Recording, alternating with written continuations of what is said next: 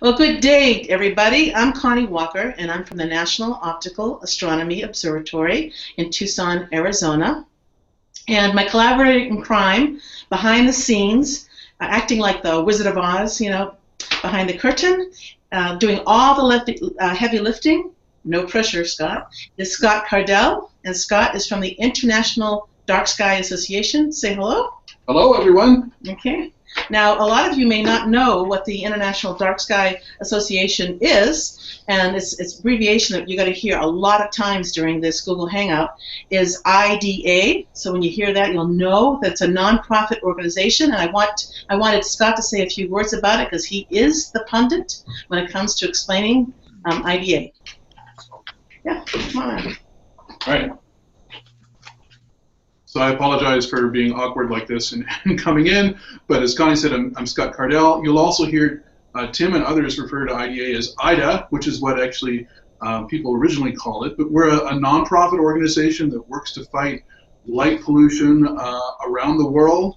We're member supported and donation supported, so we appreciate all our members and the support they give us, but we work with lighting industry, we work with wonderful groups like the National Park Service, in promoting the night skies and creating dark sky places both in the United States and around the world, and help people with outdoor lighting ordinances and do a great many things really to try to curb the issue of light pollution.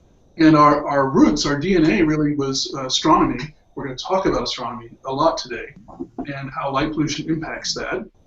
We focus on a lot of other things too, but you'll hear about that and I'll get out of the way. Great. And as you can tell, Scott is very passionate about this cause. Today, as he said, we are going to be focusing on the Hangout on light pollution and astronomy. And today we are very, very fortunate to have with us two very well-known, noted guests who are expert in the field of both astronomy and light pollution. And first, I'm going to say welcome to David Levy. He's there online. You can see him wave, right, David? Thank you, Dr. Walker. Good morning. Yeah, and I'm going to say a few words about you if you don't mind. Okay. So David developed an interest in astronomy at a very early age, and he got a bunch of degrees in English literature, all the way up to a PhD, basically. And about 5 years ago, I understand he got a master's in astronomy. He has discovered 23 comets, and that is no small task because it takes a lot of observing just to be able to detect one comet, many years sometimes. But the most famous is the comet Shoemaker-Levy 9 that crashed into Jupiter in July of 1994, if memory serves correctly. And he's also discovered at least 53 asteroids, and one was named in his honor. Many of these observations of asteroids and comets have been made with his observatory known as Jarnac, which is in his backyard there. And he's also been awarded at least, maybe I don't have the numbers right, but at least 3 very prestigious awards recognizing his work.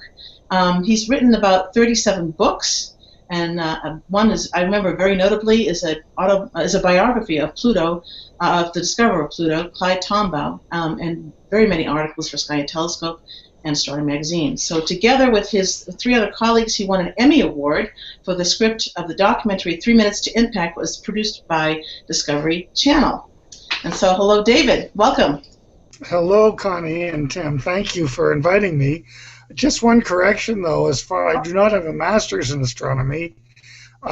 In fact, that you said that was interesting. I would never be able to get one because I have never, ever taken a course in astronomy in my life.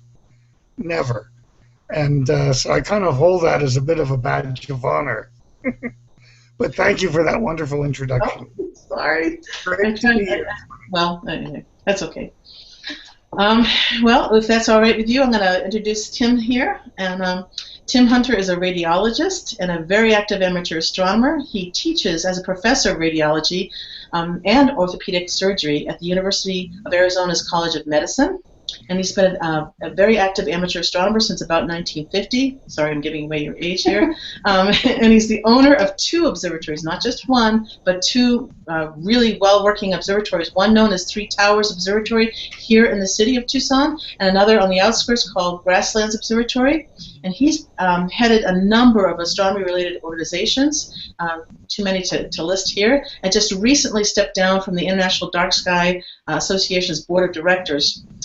He has written captivating articles for most of the major astronomy magazines, and is an excellent lecturer on the topic of astronomy and on light pollution. And very importantly, very importantly, this is the clincher of them all. In about 1987, together with David Crawford, Tim founded the International Dark Sky Association to address the problem of increasing light pollution, and he'll talk more about that in just a second. His effort in this field has brought him a few prestigious awards, and then also he too was named, had an asteroid 6398, Tim Hunter, named after him in his honor. So what I'd like to do now, if it's all right with everybody, because you two are the experts in this field of astronomy and light pollution, I'd like to turn it over to you and perhaps start with Tim and giving a little perspective of how IDA got formed. Yeah, it basically started, I've been an amateur astronomer since 1950 when I was in second grade. And if you can't tell by looking at me, I'm obviously older and more mature. In fact, I was coming to Connie that her lens needs working because it makes me with more gray hair and wrinkles that I know that I don't have. But in 1985 or so, I got an unusually large tax refund. My own money coming back, sort of like a free gift. I said, I'm going to buy some land away from Tucson, dark sky site, and it led me to buy 20 acres of land. Ultimately originated in getting an observatory, which is called the Grasslands Observatory. And then I said, you know, this is out in the middle of nowhere, but I worry about growth and I worry about light pollution. And I had a little small telescope in the city at the time. Maybe something be done about this. And about that same time, the medical center I worked had converted all other lights over to low pressure sodium lights, but they were not shielded. And so they were really fairly bright. And I was kind of upset about it. And I asked, well, how did this happen? And the hospital director said, well, the local astronomers wanted these lights because they're good for astronomy. Tucson is the astronomy capital of the world, and I went over to complain to one of the astronomers, David Crawford, about this.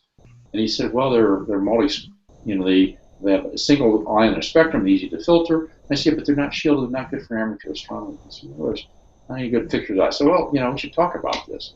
He gave me slides on the work that he'd been doing on light pollution. I started looking at it, and it became apparent to me that the lighting we do in this country was very poorly thought, and there was no consistency, and there was no rational reason why we put the lights up at night that we did. And David and I started talking. I said, well, somebody ought to do something about that. We decided, well, maybe that somebody ought to be us. And this ultimately led to the formation of IDA. So what started out being self-serving that I realized is an enormous problem. And light pollution is a really simple problem. If you turn off a bad light, or you shield it, or you tone it down, you solve the problem, as opposed to other forms of pollution where they're much more difficult thing to solve. So in theory, light pollution should be totally solvable. Now, it's turned out to be very tough nut to crack, but that's how it started. And then, it started from an astronomical background because I wanted to preserve my skies, and I wanted to restore skies, or at least preserve skies for other amateur and professional astronomers. And when you think about it, you say, well, there's all kinds of majestic things in the world. Beautiful animals, there's whales, and there's bears, there's national forests, and gorgeous mountaintops. When you think about it, if you think about a world-class astronomical site where you have to have very dark skies, you have to be fairly high in altitude because you want to be above water vapor at 8,000 or 10,000 feet so you can do infrared observations.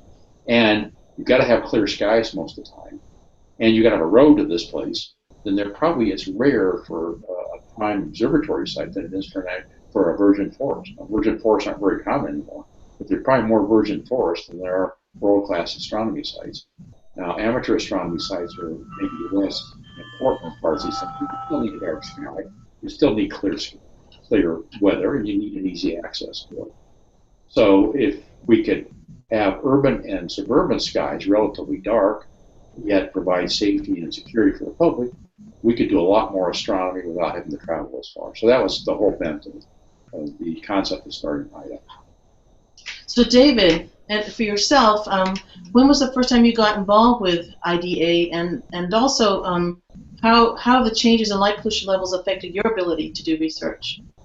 Well, thanks. That's a good question, Connie. I began with the International Dark Sky Association, I think about around the time of its 10th anniversary. I was asked to write an article for Sky and Telescope about it, which I did, and I attended the 10th anniversary meeting. And I gave a presentation there, and the presentation had to do with the change of the night sky over the years. And I really didn't know what to say, and I found a quotation in my very favorite book, Starlight Nights, The Adventures of a Stargazer. And it was a very simple quotation that had to do with the change of the night sky in the lifetime of its author, Leslie C. Peltier. Leslie had discovered 12 comets, and his whole life was spent under a beautiful dark sky, the kind of sky that I always dreamed of and that I started to see when I was about 14 years old. And I was enjoying reading this until I got to this particular passage, and the man had moved his house to the outskirts of his birthplace town, Delphos, Ohio. And the sky was dark there, but not as dark as it was out on the farm of his youth. And so I found this quotation that had to do with a visit to his dark sky, the dark sky of his farm, to see how if at all, the sky had changed. And I found out it was a profound statement on our times and on how the light pollution had ruined his sky. And I quoted that during my lecture. And I read the quote, and it seemed to go over very well. And then in future lectures that I gave at IDA, I also used that lecture. Last week, I had the honor of moderating the first book I've ever seen on dark skies, called End of the Night by Paul Bogart, a wonderful book that I strongly recommend. And I quoted it again, and I now would like to quote it today to get our Google Hangout going. And it goes like this. A short time after the observatory had been completed, I was returning home after dark from a lecture in a nearby town. At the crossroads where the highway spans the river, I turned off on the old country road, and I drove the quarter-mile north with a sudden desire to see what the home farm still looked like late at night. A couple of minutes later, I stopped the car on the deserted road in front of the house, turned off the motor and the car lights, and I just sat there for a time, utterly bewildered by what I saw. Night no longer came to the farm. Not 200 yards from the spot where my old observatory once stood, a powerful light atop a high pole flooded the surrounding acres with a big bluish glare.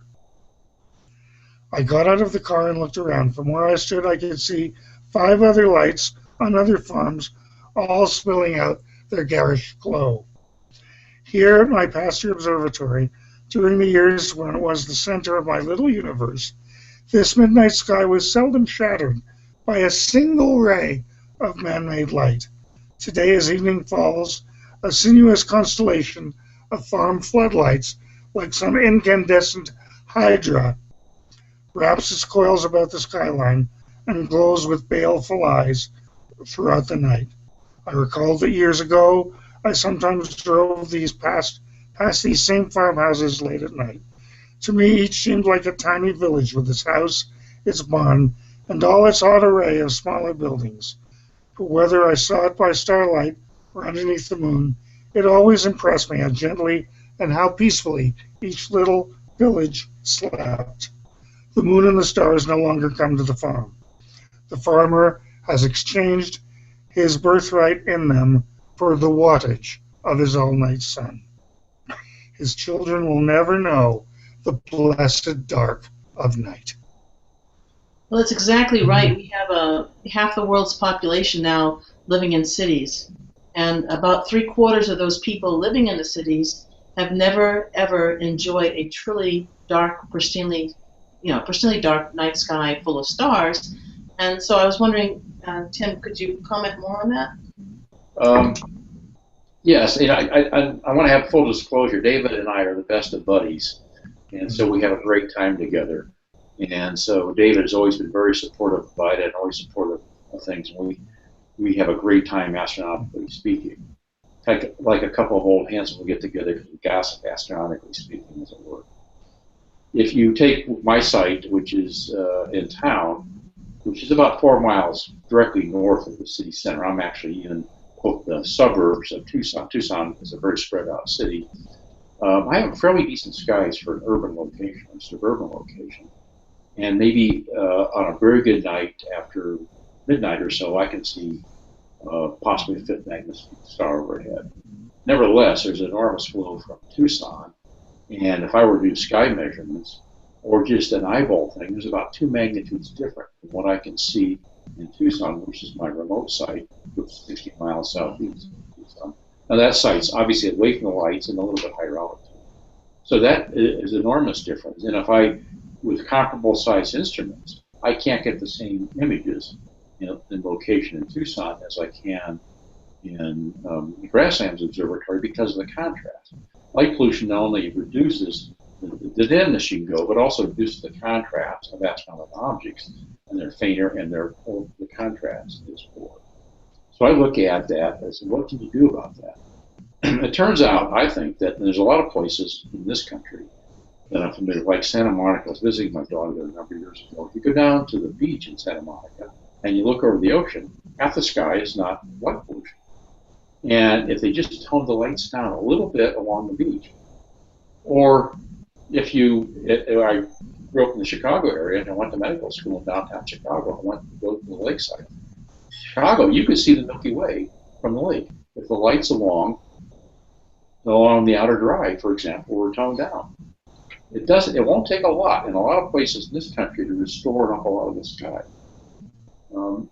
If you could take a magic wand and turn off all the lights that were not needed in an urban area, which is a large number of them, you could put the lighting levels on the ground that we truly need for parking lots or pedestrian walkways through the streets, and then you shield up all the lights, and you tone down the advertising signs somewhat, but still have them, and maybe turn off a lot of lights after about 10 o'clock at night, we could probably restore a tremendous amount of dark skies in urban areas.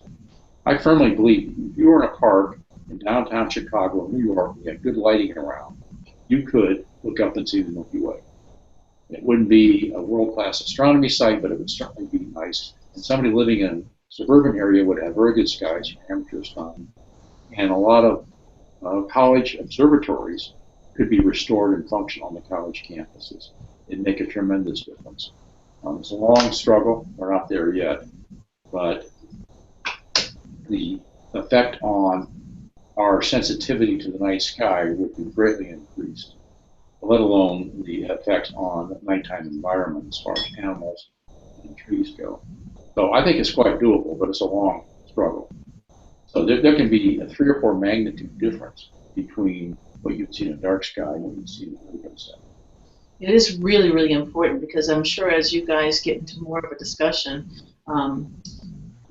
astronomy, the night sky, the starry night sky, has influenced us over the millennia in terms of our culture. So people have written stories that, like Shakespeare has included several times references to the moon in Midsummer Night's Dream. He also created the planets, a beautiful, beautiful symphony of the planets. And we have Van Gogh, for instance, that beautiful painting of Starry Night, and others he had done.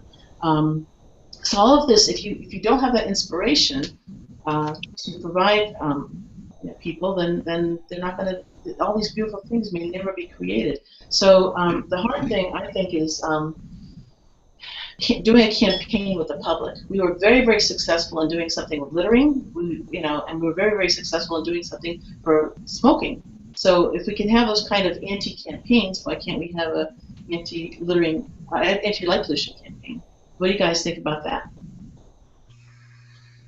I would like to add something to answer your question, and I think it's important. I think it's obviously important to keep an eye on lights that are bothering the sky. City sky is not so bad, and it certainly is dark enough to be able to see the planets, certainly the moon, and enjoy that. And in fact, Leslie's famous quote actually ends when he gets back in his car. He says, I got back in my car and drove on home, disturbed and saddened by the change that I had seen. I was thankful, though, that I could now watch the stars from my peaceful city sky, where my telescopes were safe from the bright lights of the farm. But the concept, and if you're looking at this photograph right now, it shows how really light polluted the sky, especially near the horizon, is. It's light polluted to the point that you can't even see any stars near the horizon, and that's pretty important. That's from Los Angeles, but it certainly is true for most cities. And the night sky and our birthright in the night sky is so important a concept to appreciate. Shakespeare himself, perhaps one of the first dark sky enthusiasts, wrote about the importance of the dark sky when he wrote in Romeo and Juliet, "Come, gentle night, come, loving, black-browed night, give me my Romeo, and when he shall die, take him and cut him out in little stars, and he will make the face of heaven so fine that all the world will be in love with night and pay no worship to the garish sun." That's beautiful. And here is something that is a picture that Scott is putting up just to contrast. You do have the glow, he's going to show you in a second, of the city in the far distance, but what you're still aiming to do, if you have proper shielding in the city, you're still hoping to see the Milky Way. And that's the beauty of the Milky Way being shown hopefully soon. I can't tell if it's being shown or not, to be honest with you. Yeah, he's doing it. Yeah. All right. So, yeah, okay. Yeah, I want to give an anecdote about one of the things about light pollution is I think it's something that's risen since the late 50s, early 60s. There was a national push from the government to light up urban areas. And also just the population increased and lighting technology became such that incandescent lights were replaced with mercury vapor and other high induction lights. And now we have LEDs coming into the picture. I remember as a kid growing up in the suburbs of Chicago, Arlington Heights, really nice community, that I never worried about my skies as far as light pollution goes. I was always worried about the elm trees around that were blocking views of the sky. And unfortunately, the elm trees are gone, and the skies are somewhat gone, although the community is still nice. And I think, we could restore an awful lot of that. A friend and I were in Germany a number of years ago visiting relatives of his wife, and she had a cousin. It was a 16-year-old girl, spoke very good English, and she used to say, "You guys are always talking about astronomy, that's so stupid. I don't want to hear about it anymore." And the next summer, she happened to come over to Tucson to visit. And we happened to drive out to Sonoyta, which is a little town that's near where my observatory is. And there's a famous restaurant there that serves, steaks and stuff like that. And we had dinner. And on the way back, we stopped at what's called the Empire Ranch, which is where the local astronomy club has an observing site. It's a huge area that's part of the National Monument. And this is in July. The summer Milky Way is overhead. Now, July in Tucson area generally is overcast and dark, but it happened to be clear night. She gets out of the car and is kind of bored with this whole thing and looks up, and there's the Milky Way on a very dark sky site all overhead. And she was just stunned. She could not believe it. She just didn't know what to say. Never seen anything like that in Germany, because Germany's often cloudy or with a lot of light pollution. And there were a couple of amateurs with telescopes set up. She looked through them. We couldn't get her back in the car. We were getting kind of tired. A couple of hours had gone by. She's bouncing off the telescopes. And she finally says to us, "Now I understand." So this is somebody who was not an astronomer, but understood what she had lost. And the graph that we put up here shows the value of something that you believe in. And then, after you, what does it say? Value something, believe getting it before getting it, when you have it, and then after losing it, we're after losing it. The night skies after we've lost it. We didn't value it when we had it because we didn't know what we had. And you could argue that endangered species are things like Andromeda and Pegasus and Sagittarius and so forth, because those should be easily available. Those are common knowledge to somebody that was educated growing up in the late 1800s. If you knew the constellations, you knew those terms. They're not just some made-up term that you read in some literature class and wonder what this is and never to see it. Or maybe if I go to camp some summer, I can look up and see a whole bunch of stars. This is something we should all be able to see relatively easily if we want to. Absolutely. So, David, what do you think? I think that the theme of our birthright is so important. I think every person on this planet should be entitled to see the dark sky. It's part of our environment, it's part of our heritage, it's part of who we are. And no matter what kind of person you are, if you're young and healthy like Tim and me, or if you're getting a little bit older and not quite so healthy, the idea to be able to go outside and look up at the stars and appreciate them is priceless. You cannot put a value on something like that. It's something so very important. And I don't think it's going to come through passages of laws, although that'll help somewhat. The books of laws in our Tucson area have done quite a bit to keep the lights scheduled. But even I live in a neighborhood where if the neighbors are usually several hectares away from us, and but if they turn on a bright light, it'll interfere with the sky that I have. And I can actually get away from it just by turning in the other direction. But it's very important to try to keep that down to as much as possible. I think the observatory you have, Tim, at 3 towers, does not have any lights like that. Arizona Sky Village, which is a very dark location at the Arizona-New Mexico border with no city lights anywhere, has one of the darkest sky in the United States. The darkest sky I've ever seen was at Lake Titicaca in Bolivia at about 12,000 feet, where the Milky Way was bright enough to cast a shadow. And that was extraordinary for me. To imagine to hold a book like this on a table and to notice that the Milky Way was actually casting a shadow on the book. That was something. Oh my God. Yeah, well, actually, I have to tell you, one of the scenes that I had that really impressed the socks off of me was I was in South Africa, actually on top of the South African Astronomical Observatory mountain, and we stayed up all night. We couldn't go to sleep. We had this zodiacal light that went up about from where we saw it start on the ground up to about 45 degrees, and it rivaled the brightness of the center of the Milky Way. And it was just phenomenal. We could not believe it. And there were no lights except for a tiny, tiny, tiny blip on the horizon, which was Cape Town. And it was an amazing sight to see. Well, good point. And when the sky is really dark enough, even from my own site here, I can see the zodiacal light. I can see the Gegenschein very obviously. And I can also see the zodiacal band that connects the Gegenschein with the zodiacal light. It actually covers the entire zodiac of the sky, and that's really beautiful to see. And that also stays out the entire night. It's a glow of lightness that tells you how beautiful your sky is. Well, I'm just wondering something that one of you had said earlier about laws. Actually, when I was talking to Tim was before we began, but you just mentioned that maybe laws might not be the solution. But I was listening to NPR this morning, and the Secretary of the Interior, Jules, was commenting on climate change and some of the laws that are taking place there. And I'm just wondering, do you guys think that if we tried, it is very hard to get it done on a national level, but it's just as much of a right for us to preserve our night sky as to conserve our natural resources. Well, I believe very strongly. I guess David's comment that laws aren't the ultimate solution is probably true for any problem, because it's a change in behavior. Laws will help direct that behavior and control it, but the actual attitude change in behavior.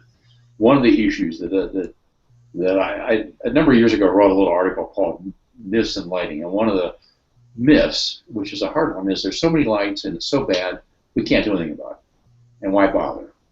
And that's at times when I get discouraged. That's true, but you think about, wait a second. We didn't get into this problem, overnight. It took a generation to get all these lights up there and to get them poor.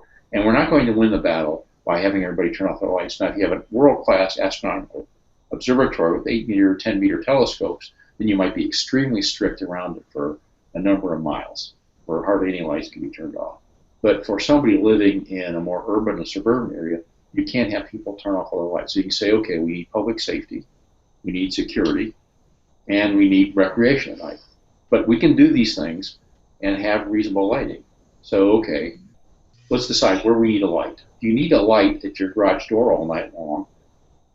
For what? You need it when you need to take out the trash. It's just like in the barn, like the example was. Did they need those lights? No. They need those lights because the light isn't going to keep anybody from coming there to vandalize or rob. In fact, it makes it easier for them. So you need those lights if you need to go out and actually do something at night. Otherwise, they ought to be off. If you're in a busy city and you have a parking lot, people want to be able to see where to park. They want to be able to walk. So that light ought to be reasonable during working hours. And there are plenty of tables and examples of what kind of lighting levels there ought to be. And most parking lots are well overlit as to what you need to have to see. And they can be toned down or turned off when the business is not, after hours. And sports lighting needs to be, one of the big areas that needs to be greatly improved is sports lighting. So the lighting is not falling out of the sports thing. It's not shining into the sky. One of the biggest oppositions of people that don't want to live near sports parks is the lights and the crowds. And so if the lights don't spill in the neighborhood and they go off at 10 o'clock at night at some reasonable hour, that's much less of a problem. So there's lots of solutions for all these things. People can have their lights. Do you need, if it's a really busy urban, 6-lane highway going through the middle of the city and there's crosswalks, yes, I think you need to have those lit so they can see the pedestrians and see each other. If you're a quiet street in a quiet neighborhood, you don't need any street lights. What would you need street lights for? So we need to be able to see the addresses. Well, the addresses can be painted and reflect the paint on the curb, or you can have a little light that has an internal glow on it with the numbers on it. You don't need all these things. Tucson has done a very good job of lighting their streets up in the sense of street signs, and they have these signs that are very large. They're green with green background, white lettering, and they have an internal light in them. They're very easy to see the names, and they don't produce a lot of light, and you can find your way around. And the example of all this is Christmas tree lights are very bright. But you turn the light off in your house and turn the Christmas tree lights on, there's plenty. And if you're out at a runway at night, look at the runway lights and the taxi lights. The taxi lights, these blue lights, they're very dim because you don't want the pilot to be blinded by those lights. And even the runway lights are not very bright. The cockpits, the planes at night, are kept relatively dark because you want to have the pilot to have good night vision. So you don't need a lot of light for an awful lot of our tasks that we need to do. And a lot of the solution is the shielding. And so here Scott is showing us different types of shields that are for good lighting as opposed to some that are not so good. So shielding is half the solution. We don't really have this particular Google Hangout. We're not going to be talking about the different kinds of lights, which is also a solution to good lighting or quality lighting. But shielding is really helps you put the light where you need it exactly. And then, of course, there's the issue, as you brought up, as to when you should be lighting, and that you don't need to do it all of the time, only when you need it. Okay. Well, I was hoping that we could actually. I wanted to show a map of the United States over time that's around here someplace. It is a great map because it's from some Defense Meteorological Satellite Program data that they sort of ran backwards in time to the late 50s, and then you can see it at the moment in the mid 70s, and also it progresses to the lower left-hand panel there to the late 90s, and then it's projected 10 years into the future, where it's showing you the only place you might be able to go to see a pristinely night sky are the national parks, basically, and those are shown the few black areas in the western half of the United States that are somewhat dark still, and 10 years from now. Of course, it's a projection, but it's a pretty good projection, I think, of where we're headed if we don't all try to do something about it at this time. So, have you've seen this map before, David, right? How would you? What comments do you have on this? My first reaction, of course, is that I want to see what the sky was like in the late 50s when I first started. But it's not as bad as it looks, actually. The sky was black when I first saw it that night, and I can still, in the year 2014, I could go to a place in upstate New York and get a sky that is very nearly as dark as it was back in the late 50s, early 60s when I was there. Of course, the space that I am is right there. If you look on the very far right of the map from 1997, and you can see there is a darkness right over there, small area of darkness. That's where the sky in upstate New York is dark enough to meet or even exceed some of the areas in the west. So it may not be quite as bad as it indicates, according to those scales that are plotted there. It's not as good as it was, but it still doesn't mean that you should stop going out and looking at the sky. Because the sky, to me, just as I have many human friends, I have another friend up there, the night sky. I go out there and I greet the stars and the deep sky objects that are there and gorgeous as they always have been as friends. And when I'm outside with my telescope and I'm looking up at the night sky, looking to see what's new there, any new comets, any new anything, or even watching for meteors, I am as close to being in space as I ever need to get. Speaking of the national parks, as we mentioned just a few minutes ago, I wanted to congratulate the IDA for all the wonderful programs they've been doing at the national parks and trying to preserve the night sky as a landscape just as much as our own landscape that we can feel with our feet, basically. That it's just as important to preserve what's overhead as it is the land in our national parks. And I didn't know if you had any comments on that, Tim? Well, I think, yes, I do. I think one of the things that IDA has done very well, and this was not, I think the organization's gone far beyond what I ever thought. So proud of it and so thrilled with the work it's doing. And one of the most successful things is the Dark Sky program, where they have Dark Sky Reserves, Dark Sky Parks, Dark Sky Cities. This gets the message out, helps preserve places that are dark, and helps communities actually restore some darkness. And so I think that's very important. The other thing that IDA does very well is fixture seal approval. And there's been a sea change. When we first started, and Dave Crawford should get the credit for it. Dave Crawford, a very bright professional astronomer who did first class work for many, many years, but was interested in learning about lighting. So his approach was join the local lighting groups and got to know the lighting engineers and knew what their challenges were to actually light and what their point of view was. And said that we can't oppose lighting. What we want to do is have good lighting and lighting where it's necessary and lighting where it isn't. And when you find jobs that are performed by professional lighting engineers with the nighttime environment as part of the consideration, you get excellent lighting and you get preservation of the environment. And then IDA's evolved programs for fixture seal approval, which I think is now very popular, and many manufacturers go for this. And one of the things that I've seen over the years is that the large number of very good fixtures has increased tremendously, and the number of bad fixtures has actually decreased. And so there's a lot of good lighting going on. Inadvertently, people aren't doing this because they have any particular urge to protect the night sky. They're doing it because that's the fixtures available, and they've understood that's going to give them the best light. That's all they can buy. And so one of the things I would hope that people become very sensitized to the bad fixtures and don't buy them, and they eventually go away. The one thing I will say, if you go out with somebody who knows about nighttime lighting and would show you various fixtures, one couple-hour field trip will get you very knowledgeable, and once you get sensitized to bad lighting, you'll never go back. You can't look at a bad fixture.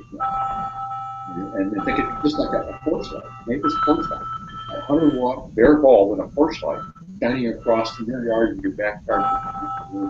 Be very obnoxious. Or a floodlight. One of my pet peeves is floodlights, which are fine if you want to look at your driveway or your back patio. You want to look at your garage as you come in. That's great, but you don't have it shining across the street in the neighbor's bedroom. And once people become sensitized to this, they're not going to go back. That's exactly right. You can't impinge your sort of lighting into somebody else's bedroom. It's just not, I've heard some people say answers like, well, they could just put up a curtain. What do you call those kind of curtains? Blackout curtains. Uh-huh. Yeah, but that's just not something that's. Well, it's not something you should have to do. But on the other hand, people that want to protect astronomy, and I'm an amateur astronomer, and I certainly want to protect professional astronomy too. I love it, and I'm thrilled by hanging around an amateur hanger off a professional astronomer. Is you can't go say we're going to turn all the lights on. So what we have to do is determine, is the light necessary in this particular spot? What level do we need? Should it be on all the time? And if you turn off the ones we don't need, use the proper levels, and then we should always shine the light down the ground where it's needed, not somewhere in the sky. We shouldn't put lights up during the day, have a look during the day. We should put them up for the function at night. That's another thing you'll see. The typical thing is these big globes you'll see around street lights or lights on sides of buildings because they look nice. Beautiful clear globe or a translucent globe looks beautiful during the day. And of course, it produces terrible lighting at night because more than half of it goes up in the night sky. And to light the ground effectively, you have to make it extremely bright, in which case there's glare as you walk up to it, so shiny in your eye. And you can only look at the ground below it and get any kind of possibility of any reasonable effect. But it looks nice during the day. A lot of the type of lanterns you'll see in things that look like an old coach lantern, but they're really filled with bulbs. They're way too bright. And so we want a gas light bulb. Well, my argument is, you want a gas light bulb, but in gas lights. As a kid, when I grew up, we had to have a gas light in our yard before the wall. They're not very bright. Yeah. So this is a picture, I guess we hear of. Oh, okay, I guess we know the picture. But the fact is, if you want these kind of things, then put them up. Don't put up something that looks like a gaslight fixture in downtown city. Put 400-watt high pressure sodium bulbs in it, or over-watt LEDs, and then pretend you've got a gas light. You don't. Yeah. Okay, now we have a picture. This is an example. This is sort of thing that we run into. This is what got me started in all this, the poor lighting. There's a mandate, and I think this is actually from an observatory building, and there's two different mandates by the university. One was you have to have a little roof over any entrances because of snow and rain, so you have that little roof there over the entrance. You also have to have a light over the entrance, but of course they don't have to coordinate with each other. So you notice the light sitting on top of the roof. So all the light does is blind somebody to walk in, and of course provides no light when you're actually standing on the little porch there. And we have innumerable examples of light designs like this. Well, I know that David, for instance, how many years have you had your observatory, and have you had any challenges along the way with lighting from other sources? Actually, I first observed from our original Jarnac, my grandfather's country place, in the summer of 1962, but I started observing long before that. And so I've been at this for almost 60 years. And and the observatory that I have now at its present site since 1996 is something that's blessed with fairly dark sky and just a very peaceful situation to go outside at night and see what's up there. And it's always a wonderful thing because when you go out and look at the sky, it's a sense of adventure. Has anything changed in the last, since the sun interrupted the light from the stars a few hours ago? Is there an exploding star somewhere in the sky? Is there a new comet? These are questions that actually bring some suspense to whenever we see the night sky. And it's so wonderful to be able to go out and see that or not see that. Not so much here, but in locations that are further north from here or way farther south, could there be a northern or southern light display that we could see? You really don't know that until you go out and actually look.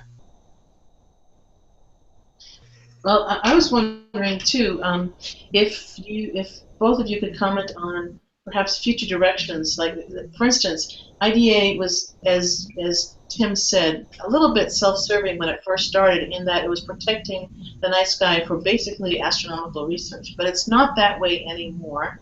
It's really grown in its ability to take on different facets of how light pollution affects other things. And I just thought perhaps you and Tim could comment on how it's changing and how it's addressing these different types of challenges. There are many species of of uh, of life, of animal life, that absolutely need the darkness to survive. These sea turtles on the coast of Florida, they go out and they walk towards the sea. If there are a lot of lights in the sky, they will turn around and walk toward those lights, not find their way to the sea, and they will die. So it's very important to keep lights down, especially on beaches, to protect that form of wildlife. And I think in the future that's going to be something very important that we're going to have to watch. But Tim, you were about to add something. Yep. Well, I think David makes a very good point. There's a lot of work that suggests that migrating birds can be distracted by various types of light. They can either be attracted to the light or they can avoid the light. Now, fortunately, in some places, the lights are turned off in tall buildings or in bridges. The birds are not attracted to them. They very often will get attracted to them, but even maybe bang into them or fly around them and then get exhausted, drop to the ground and either die from falling to the ground. Or this is an example, I think birds, or I guess we're going to put an example of birds that slept around a building. There's actually a group that's looked at this, and so the lighting, for the lighting on migratory paths has to be changed and reduced during bird migrations. And we've got an example. I think these are birds collected around a skyscraper during a migrating season, because what they do is they get attracted to the lights. Apparently, they fly around the lights and then become exhausted or collide into the building. So there's a lot of animals affected. There's no doubt that the feeding patterns of predators change, and the insects attracted to lights. It changes the insect population. The animals attracted to feed on the insects. So there's a lot of stuff that's done at night that affects the environment. In fact, I have heard that more animals are actually nocturnal than diurnal.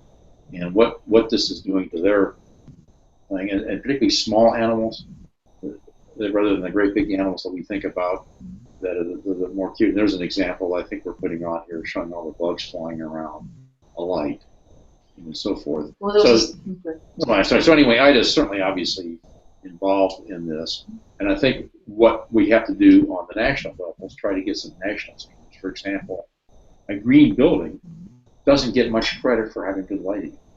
And my first example, in fact, the environmental movement hasn't really addressed lighting very well. I was at a conference in 1986, staying at a very fancy resort near what is then called Ayers Rock, in the middle of nowhere in Australia. This resort had to make their own power, so when you left the resort, you took your key out of the wall, and that turned off your air conditioning. Yet at night, they had these floodlights shining on sculptures and globes for their light. So they did consider the light. When you go over to Ayers Rock at night, you can see this enormous eyesore for the resort because nobody thought about the night sky. And they liked this thing, and they spent millions of dollars in the resort and tried to preserve it and be quote green, but the night sky wasn't part of it. So what we need to do is to get that more of the message. I think we need national standards for lighting. While laws are not going to solve the problem, they certainly are a help. They certainly help people have a better attitude. So I'm all for more national standards and getting the government involved, not so much the government involved, and say, okay, if we're going to be lighting things, we're going to have green buildings, then what kind of standards should we have for lights inside? It's very important to work in the office, but also lights outside. And yeah, it's very, very true that the habits and habitats of various animals are being affected by light pollution, but also there are other things that are being influenced, such as energy and health. And can you comment on any of those? Yeah, there's a lot of data to suggest that people that are active at night have a variety of health problems. And there's a lot of data to suggest that if you have light that disturbs your sleep at night, your sleep is not as good, and this may be long-term health problem. I'm, for one, very, very conservative what I'll say about light pollution and nighttime lighting giving health problems, because I'm not certain where the data goes, but there's certainly a lot of data to suggest that we have diurnal patterns as normal animal, and that we're basically more active during the day, and that we need a good night's sleep for a lot of different reasons. And if this sleep is disturbed by light coming in your bedroom, disturbed by light inside your thing, it may be disturbed by the color of light that you're addressed to. This can affect your health. It can affect the melatonin cycles that you're producing, the natural hormone, and may actually have some increases in heart disease and maybe increases in cancer. This is not well established, but certainly I think an effect. And there's certainly evidence to suggest that people that are nighttime workers have higher accident rates, they have greater health problems. And so we need people to work around the clock. We certainly need people to work in industry, to keep industry going. We certainly need people to work in hospitals around the clock. But there are downsides to this nighttime work, and part of this may be because our diurnal cycles were upset. That's a great summary. And actually, 3 weeks ago, IDA hosted a Google Hangout on Air, and then the guests there were Richard Stevens and Mario Mota, and you can hear more about that online on YouTube. But also, David, do you know, are there any concerns you have about the light pollution effects on energy? This will be a future topic for us as a Hangout on Air as well. Well, except the obvious one that its lighting is expensive. And to light up the night sky, the old adage that we spend $3 billion a year to light up the underbellies of birds and airplanes is something that we say over and over again, but no one listens. And, you know, we want to save money. Imagine if we had a program to light up the night safely and intelligently, how much we would save. I would imagine we'd be able to balance our budget worldwide. We'd be able to do that. And just to be careful, and we don't want to have no lights. It's never been IDA's goal to have no lights at all. It's been IDA's goal to have intelligent lights. And I would recommend that we try to do that. We could probably solve the debt all over the country, even third world debt, by intelligent lighting at night. Let's try to do that. Well, I think that these are all many, many important areas that IDA or IDA has gotten into in the last few years to expand beyond the realm of the effect of light pollution on astronomy, and they have done some incredible things in terms of the fixture seal of approval with their International Dark Sky Places program, and in particular, they've had a recent study of sea turtles in Florida, and at some point we're going to be all talking about those things in our future Google Hangout on Air. But I wanted to bring to your attention one item in which you can participate in as the public to bring some more awareness of the issues of light pollution and how you can make a difference. Just the part of awareness, and as Tim said, the change in behavior, hopefully, in correcting the lighting that might be around your own home to shield it properly and also have lights on only when you need it. One way to start, though, is just by participating in a campaign, a light pollution campaign known as Globe at Night. And I'm proud to say that this is hosted by the National Observatory, the National Optical Astronomy Observatory. And it's now in its 10th year, and we are coming up on the finishing of the campaign for the third month. Tonight and tomorrow night are your last 2 nights to use the constellation of Orion. It's a beautiful constellation, very vivid, distinct constellation in the night sky. It is towards your southwest at this time of year, between the hours of 8 and 10 o'clock at night locally. And if you would just look at Orion and match what you see with 7 different charts that are on this website. If you go to globeatnight.org and you hit the tab at the top that says Report, you will be on the report page and you'll see those 7 or 8 different charts. And if you click on them, you can pick the one that most resembles what you see. So you're not counting stars. You're merely looking at what the faintest star you could possibly see. And then you choose that. You basically choose one of 4 icons for the weather, and that's it. So yeah, you can do it by smartphone, any smart device at all. It doesn't matter what kind of phone or iPad or tablet you have. And it's, if you do have a smart device, it automatically puts in your date, your time, and your location. You don't have to worry about that at all. You just choose your chart and which chart you have for weather, and you're done. So that's how easy it is. Anyways, getting back to the program here, I was wondering if you had any further comments to make, both David and Tim. David? Well, yes, I would like to end with just one sentence. It's something that I kind of live by. It's one line, and it says, We have loved the stars too fondly to be fearful of the night. It's beautiful. Well, I think the night's something that we can preserve. That one of the things somebody says, what can I do? And there are a couple of things. One, make an overly generous donation to IDA. But barring that, maybe join IDA. But, you know, depending on how active one wants to be, you've got a project that you're going to succeed at. If nothing else, just turning off your porch light or convincing the neighbor to turn off the porch light. And if you feel good, do something that you know you're going to succeed at that's going to help the club. Then gradually build up.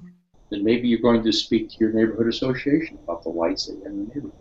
Or maybe you'll want to work with other people in your town to get a reasonable lighting ordinance and speak before the city council or for the zoning and planning people. Or you may want to be more active and become very active on the national stage. There's all kinds of things you can do, from the very simplest to the very complicated. But choose something that's very easy at first and something that's very solvable. And certainly join IDA. If nothing else, at least follow IDA on the IDA webpage, and certainly go out and do Globe at Night. Well, thank you. I just want to mention, too, that one of the things that people have asked when I asked me about what to do is to throw a star party. If you're an amateur astronomer and you have a telescope and you want to convince your neighbor to shield their lights more, better, you would bring out your telescope, just have a small neighborhood star party, show them that you can't see too many things, and then turn off the lights, show them that you can see more things. And I think that's kind of convincing in itself. So, well, I want to thank both our noted speakers, both David Levy and also Tim Hunter, for being our guests today and doing an eloquent job at convincing us how we have to really pay attention to our night sky and to preserve it as best we can in the various ways you mentioned today. It was a pleasure to have both of you join us today. For those of you watching live, this broadcast will be available on YouTube. If you have friends who are interested and did not catch the broadcast, or if you have other people that you'd like to educate on this topic, this video will be linked from the IDA social media page and also will be accessible shortly from the IDA homepage, I believe. Also, we'll have 4 more Hangouts the rest of this year, one every 2 months. The next Hangout will be either in April or it'll be in May, and it's going to be on the topic of light pollution and safety, I believe. We're doing this as a part of the International Year of Light, and that's taking place all year this year. As such, every 2 months we're going to have a Hangout on air on how light pollution affects topics like safety, as I mentioned, energy, wildlife, and culture are the last 4 topics that we will have. We already have done one on health, which was last month, and of course today's topic which is on how light pollution affects astronomy. And we'll post the schedule for the next Hangout on the IDA social media webpage page, and we'll also try to post it on the homepage as well. So please stay tuned. And again, thanks to our guests and thanks to everybody for tuning in. This is Connie Walker signing out.